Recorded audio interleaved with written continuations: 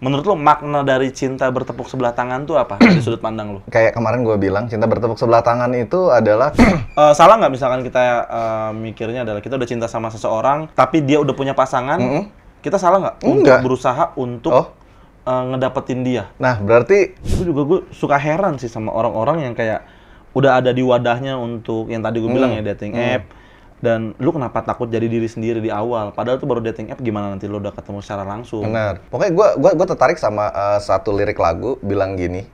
Kembali lagi di Sebelum Jam 7 bersama saya Raisma Rasabesi dan juga Coach Satria. Hey. Waduh, seger banget nih hari ini. Yoi, seger banget nih, habis ngopi. Kacau. Aduh, dengan set yang baru, dengan tema-tema segar yang baru juga. Ini di balik set ini ada makna nggak sih, Mas? Ada Apa tuh? permintaan investor.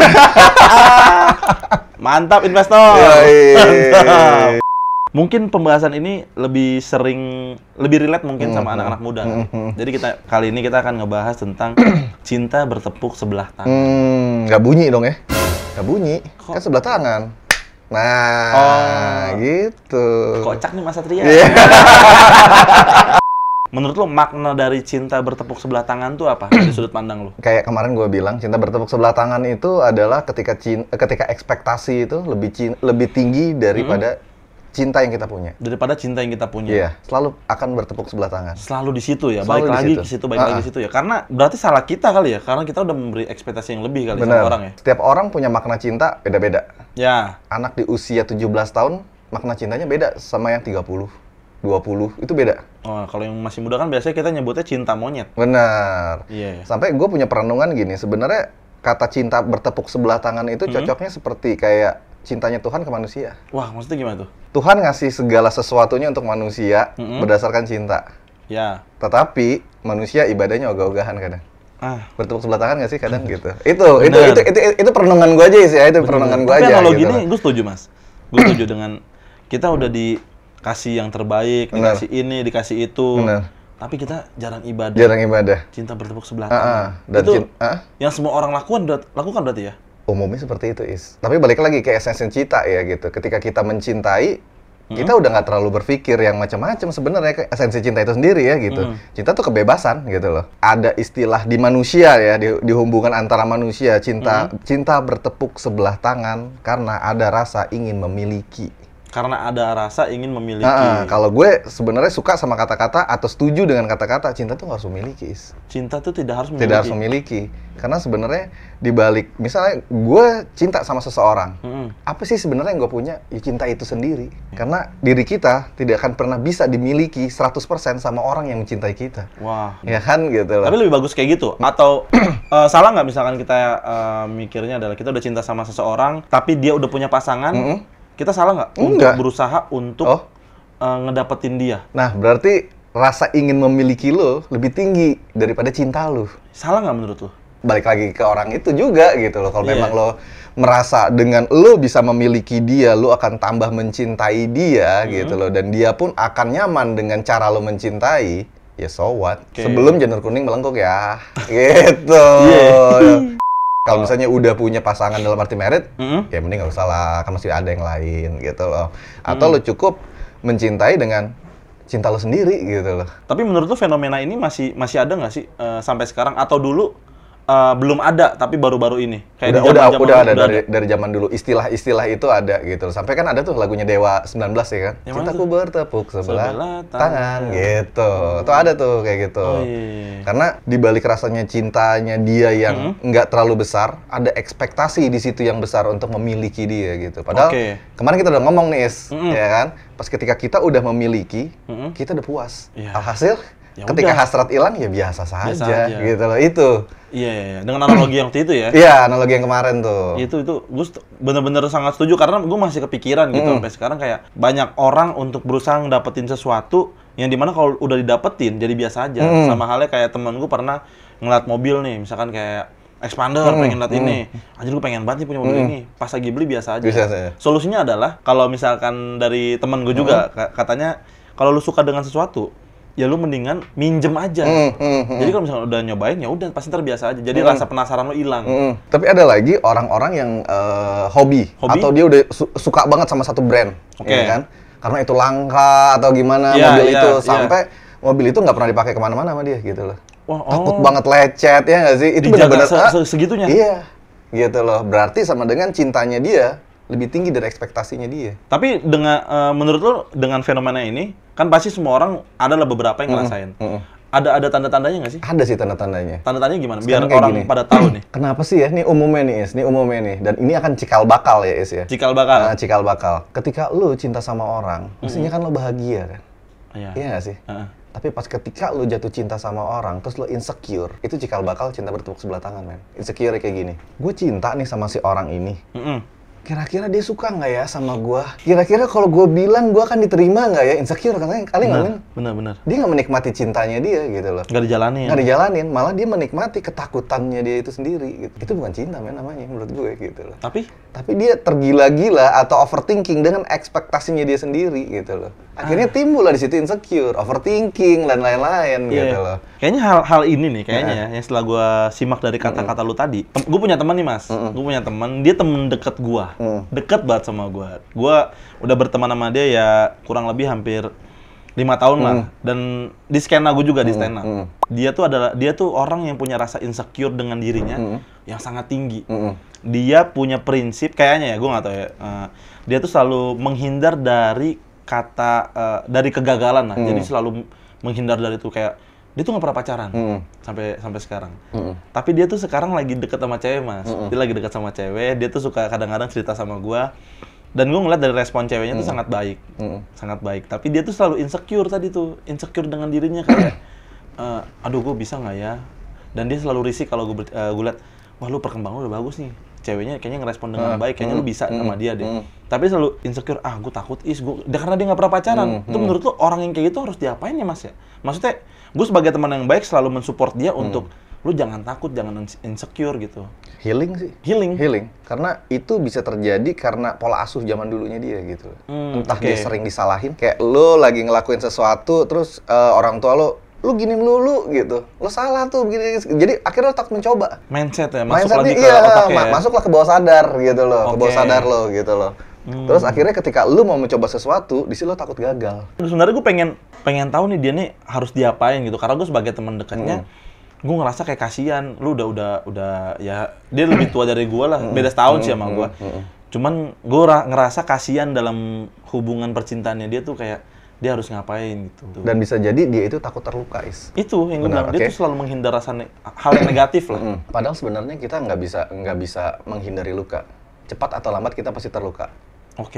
Entah dengan orang lain atau diri kita sendiri yang ngelukain diri kita gitu loh. Karena melukai dan dilukai, ya itu manusiawi. Itu hal yang pasti akan terjadi. Gitu. Hal yang wajar yang bakal kita rasain kali. Benar. Dan ekspektasi kita yang terlalu tinggi kadang itu bisa mencederai diri kita, yang kadang tidak berbanding lurus dengan fakta gitu loh, nggak realistis gitu. Balik lagi ke sana lagi ya.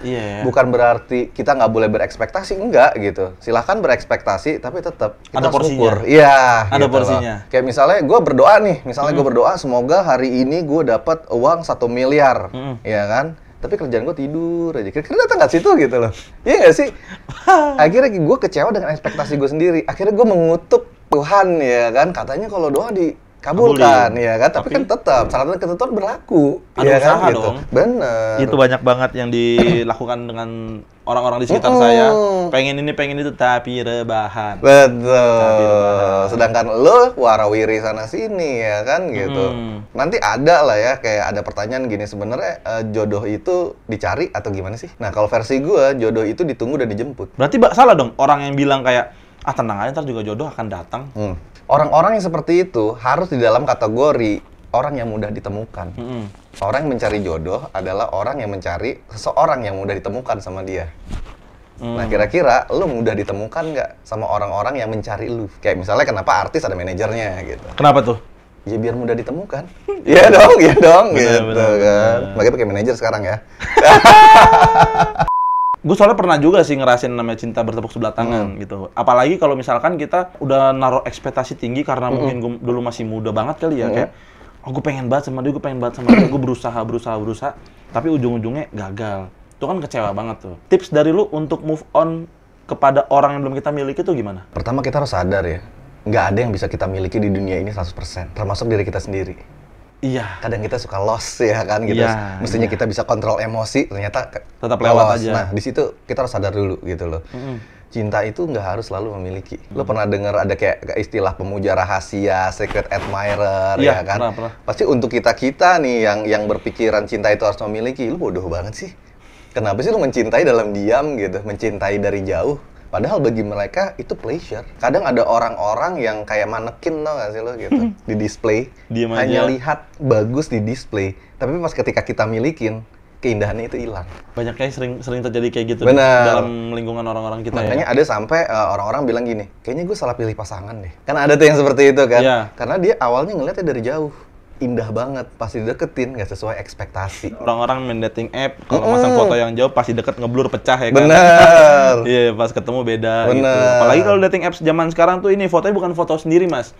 Nasi kuning, biasanya gitu tuh, kalau nggak Cristiano Ronaldo, Ronaldo, gitu. iya. Itu insecure banget tuh kayaknya tuh. Dari dulu gue zaman Friendster juga kayak gitu, sama. Banyak yang kayak gitu. Banyak yang kayak gitu ya? Banyak banget gitu. Mereka insecure banget ya. Nah itu dia, takut nggak Kenapa ya? diterima, Is. Ya padahal ya misalkan di dating app mereka kan udah tahu lah di situ untuk mendapatkan stranger, teman baru ataupun bisa mendapatkan pasangan. Oke. Kenapa nggak jadi diri lu sendiri aja? Padahal tuh dating app belum ketemu langsung. Nah ini dia nih, Is. Kebanyakan dari kita itu merasa takut nggak dicintai, Is. Udah takut duluan. Takut duluan. Iya. Padahal sebenarnya yang bisa mencintai diri kita dengan benar-benar ya adalah diri kita sendiri. Kita nggak bisa bergantung sama pasangan kita yang lo udah sama gue, lo harus mencintai gue sama seperti gue mencintai lo. Kayak posesif gitu, tau gak sih Iya, lo gitu. Itu nggak bisa. Itu keluar dari koridor definisi cinta gitu loh. Cinta itu adalah penikmatan gitu. Ya nggak sih gitu loh. Iya. Dengan gue ngelihat lo bahagia, gue mestinya sebagai gue yang mencintain lo, gue happy Bener, gitu loh ya bener, kan. bener. Kalau misalnya gue melihat lo, gue mencintai lo, tapi gue melihat lo happy, gue nggak seneng, itu berarti bukan cinta namanya ya kan. Menyiksa ya malah ya.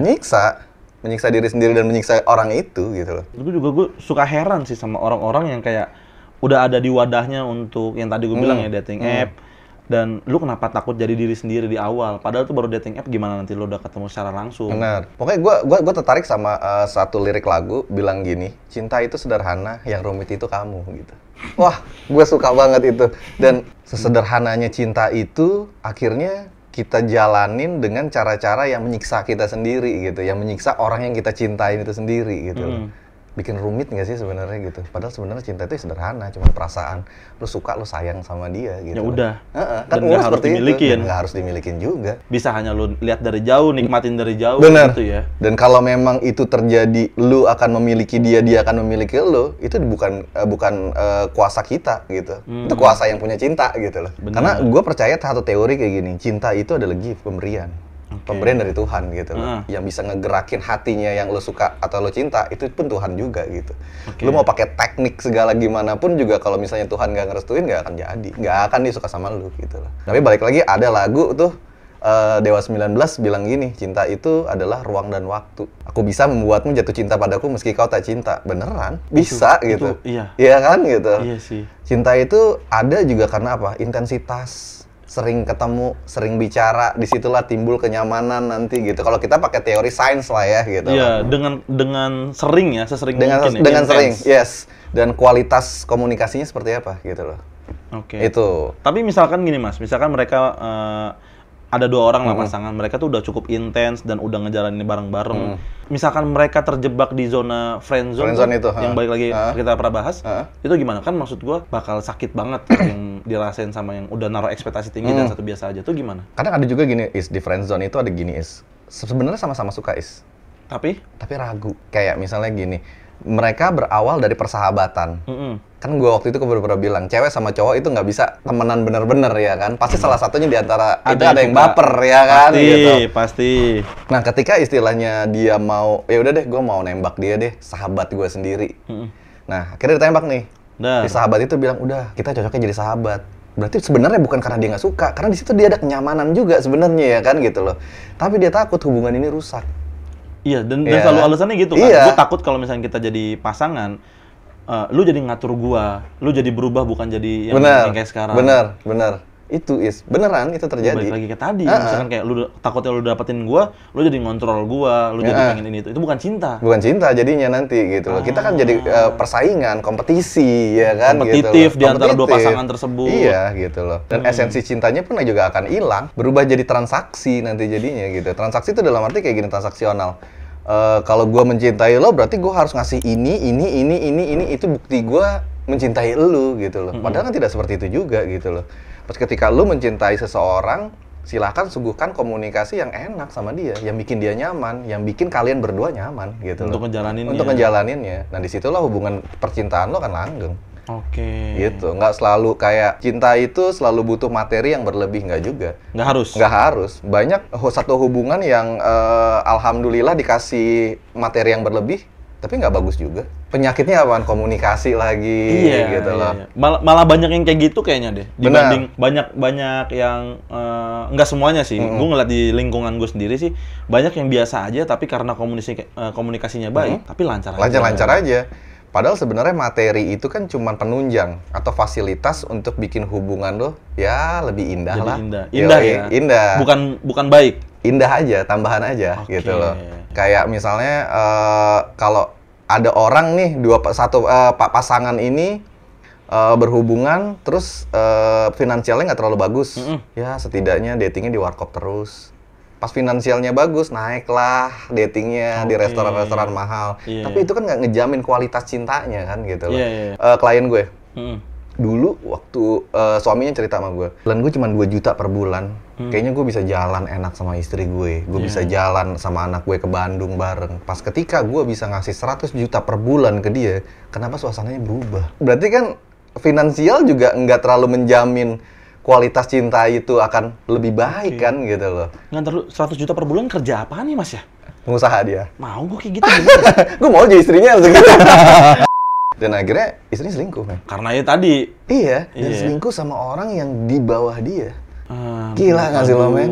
Konkretnya adalah dia selingkuh sama driver. Karena intens dan lain-lain atau apa? Ya, balik lagi, ada pas ketika kita fokus sama money aja, karena gue harus ngasih lebih nih sama pasangan gue, otomatis waktu dan kualitas komunikasi kan turun. Kalau 2 juta kan kerjanya apaan sih paling? Ketemu sama istri kan? Sering. Lebih sering. Ketemu sama pacar juga sering ya kan? Pas ketika lo banyak job, jeder, otomatis konsentrasi lo ke pasangan lo ngejar finansialnya. Iya, ngejar finansial doang. Yang berekspektasi kalau misalnya finansial bagus, pasti kehidupan akan bagus. Padahal sebenarnya finansial itu bagus, pasti kan ada yang dikorbanin. Waktu, kualitas komunikasi, ya kan? Itu doang sih. Nah, berarti ini dari kata-kata ini, Mas. Tapi buat teman-teman mungkin yang di rumah, jangan kiranya, oh gaji 2 juta aman hubungan. Tapi jangan nge-stuck di 2 juta. Iya, benar. Kalau nyaman susah, ya Allah, kasihan juga. Iya, nanti misalkan udah nikah, pasangannya makan nasi, lauknya nasi. Benar. Ya mungkin lu boleh naik, boleh makin berkembang finansial, cuman komunikasi tetap harus terjaga. Benar. Yang paling penting diimbangin dengan komunikasi yang lebih baik juga. Finansial baik, komunikasi baik, ya lo happy. Jadi memang nggak bisa diputus gitu loh. Nggak bisa satu sisi finansial baik tapi komunikasinya nggak bagus, atau komunikasinya bagus juga finansialnya nggak bagus, nggak bisa. Gimana caranya jalan beriringan? Seimbang. Gitu. Seimbang. Oke teman-teman, jadi buat semuanya yang misalkan udah menjalin hubungan dari nol, apalagi dari nol dan udah makin meningkat, tetap dijaga komunikasinya supaya kalian bisa mendapatkan ya kebahagiaan bersama. Kebahagiaan bersama, benar. Intinya Mas ya. Karena kebahagiaan itu nggak bisa satu pihak doang, Is. Betul, harus kedua belah pihak. Harus kedua belah pihak. Karena untuk menjadi kita itu sulit. Kita. Yoi. We are. Ya. Oke, teman-teman. Tetap berjaya, berkembang bersama pasangan kita. Terima kasih Coach sudah menjawab pertanyaan-pertanyaan ini. Semoga semua tidak menjadi korban-korban cinta bertepuk sebelah tangan. Yoi, karena ekspektasi yang berlebihan. Iya, udah jangan terlalu ekspektasi tinggi-tinggi. Boleh berekspektasi tapi tetap ada porsinya ya. Porsinya, benar. Oke, kita bertemu lagi di episode berikutnya. Sampai jumpa.